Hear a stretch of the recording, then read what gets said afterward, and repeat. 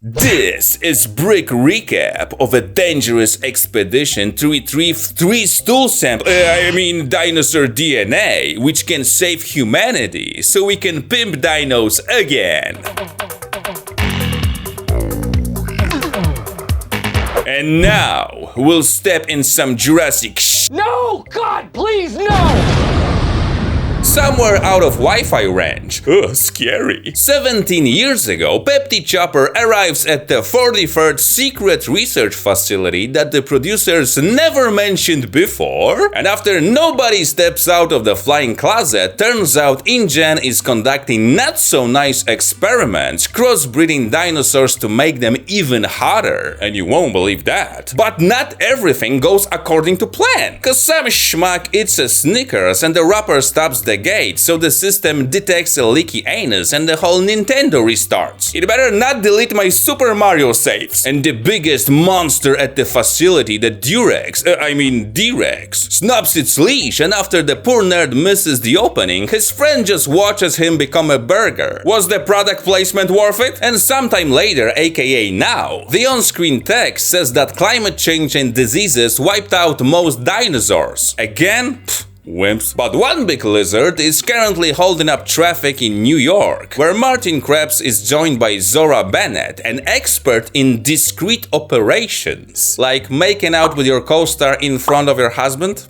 Great job. And Krebs explains that his pharmaceutical company needs something from the dinos, but they now live only near the equator because they have standards, okay? And he offers the babe $10 million to help with the expedition, saying that kind of money will set Zora up for life. Scarlett got 20 million for this role alone, don't embarrass your broke ass. Then they meet Henry Loomis, a doc helping Martin develop a revolutionary hard drug, but they need DNA from the 3 biggest dinosaurs: the Mosasaurus, the Titanosaurus, and the flying one. And because Loomis is the only one who can tell a cow from a Brontosaurus, Krebs insists he come along too. But the doc first starts whining that nobody cares about dinosaurs anymore. Yeah, that's why we're watching the 7th movie, you idiot! And after munching on erectile dysfunction pills for 15 freaking minutes, he finally agrees. Phew, I was this close to punching him in the dick. So they fly to Paramaribo, because where else? And Captain Duncan Kincaid, a friend of Zora, suddenly claims he's got diarrhea and won't take them to the Forbidden Zone. Oh cool, we'll try again in the next sequel, see ya. So the cunning Bennett suggests Martin double the offer, and surprisingly to no one, the captain agrees. So Bobby Atwater shows up to join the crew. Bobby? That's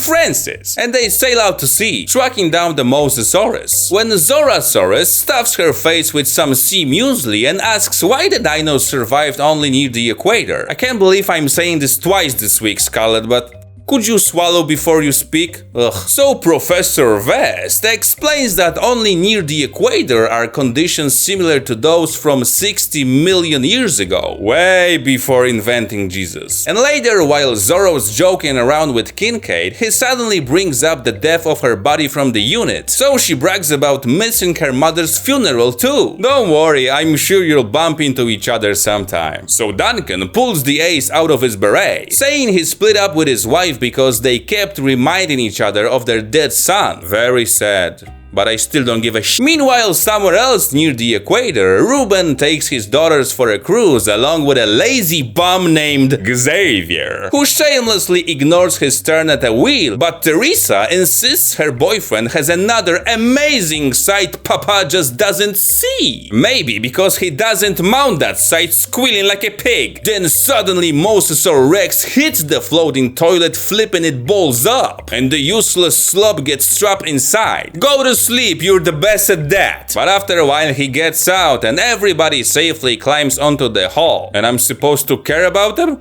That evening, while Zelda sits there with glassy eyes reminiscing about better times, Loomis joins her and asks if he's interrupting. Get the then asks who she even is, so she explains in detail she's some kind of who the knows what for protection and response, adding he might get shot too. What? Then Kincaid gets a distress call from the drowning family, and despite Krabs' sour face, Captain decides to head back 28 miles. And when they're just 9 feet away, Ruben fires a flare. What? Was it supposed to go to waste? And for 8 seconds they're very grateful. But by the 9th, Teresa graciously confirms what hit them, starts asking what they're doing here, and even sighs. If you don't like it, you can go home. Then they're hit by a mosasaur, so Scarlet orders them to tie her up. You kinky little freak. But she wastes the first dart and accidentally goes micro bungee jumping. So the monster tries to bite her, but very gently, he doesn't want to be rude. Then on her second try, Zora lands a perfect shot and Kincaid shoots into his drawers. Okay. The sample comes down safely on a parachute, but the Spinosauruses show up to help the mosasaur hunt, so Ajax pulls out a slingshot loaded with neurotoxin and starts missing everything! He took a shooting course online? Luckily he's dragged away and consumed. Phew! When Mr. Mosasaur comes back and Isabella falls overboard, oh no, the little shit! So Ruben busts his ass and barely saves her. Then Duncan heads for the shallows while Teresa rushes to call for help, but Krabs stops her. So she pushes off him and lands on the edge of the boat. She showed him where she belongs. To which Martian gives a very subtle, totally unreadable look and Teresa falls to the water. So her father does the only thing he can. Shout.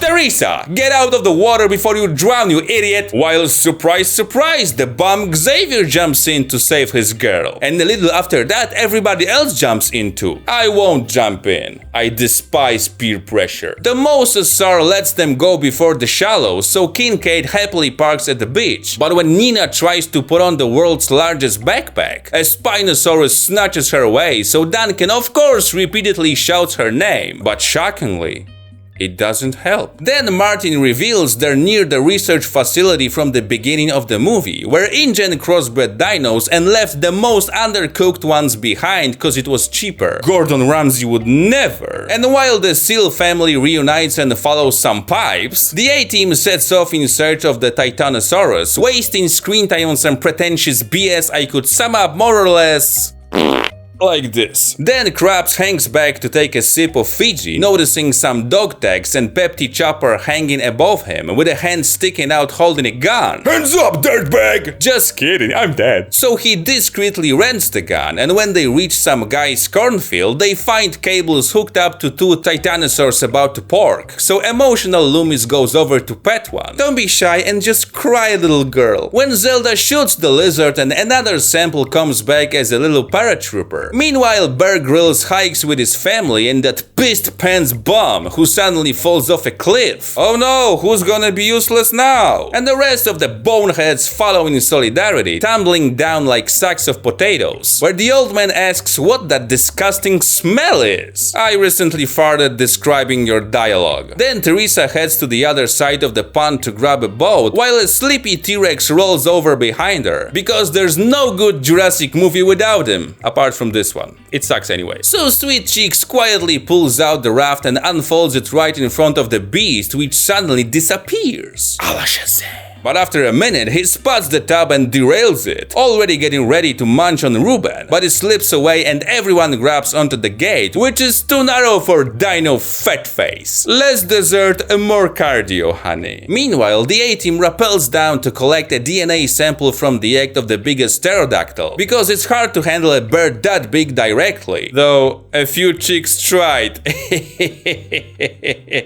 I'm a virgin. And they enter a pretty well-furnished nest, where the nerd extracts the juice from a Tic Tac, suggesting they share the samples with the whole world so everyone could benefit from the drug. Even those prigs blasting music on speaker? Nah. But suddenly the old lady comes back and starts pecking, so the guys distract her by pulling Leclerc up and watching him get eaten alive. Don't worry, he was French anyway. Then little Henry's rope snaps and he falls into the abyss, only to land safely in a puddle. Good thing the dinosaurs piss here, where everyone else immediately teleports. So they floor it on foot to the science facility, bumping into Ruben's team and getting surrounded by some kind of prehistoric creature. fishes? I don't... So the dysfunctional family hides in the Walmart and sneaks into the sewers, while Martin grabs the keys and without any problems rides off in an off-road Matchbox, which had been sitting there for 17 years, by the way. Then the emergency Pepti chopper arrives, which Zora ordered even before the expedition, but the Boy Scouts land straight into Durex's mouth. Thanks a lot. So everybody crashes into the drains and finally reaches the docks, where the genetic mistake shows up just in time for dinner, which Mr. Martin delivers in the form of his dumb face. And after obtaining the samples from the second hand, the crew tries to get their asses onto the boat, but something jams. So Duncan lights a flare and lures Durex away, ready to sacrifice himself. Without running in heels, it's not that impressive. When Zordon finally lowers the boat and they float away at the last second, leaving Duncan behind. But after a while he fires a second flare. You think those things are cheap? So they head back for Mr. Deep Pockets and they all decide to share the samples with the whole world. And to prove it's gonna be just dandy, the dolphins show up. They're beautiful. Who has a harpoon? My honest rating of this movie is 4 out of 10. Let me know what else you'd like to see next on the Brick Recaps, you weirdos.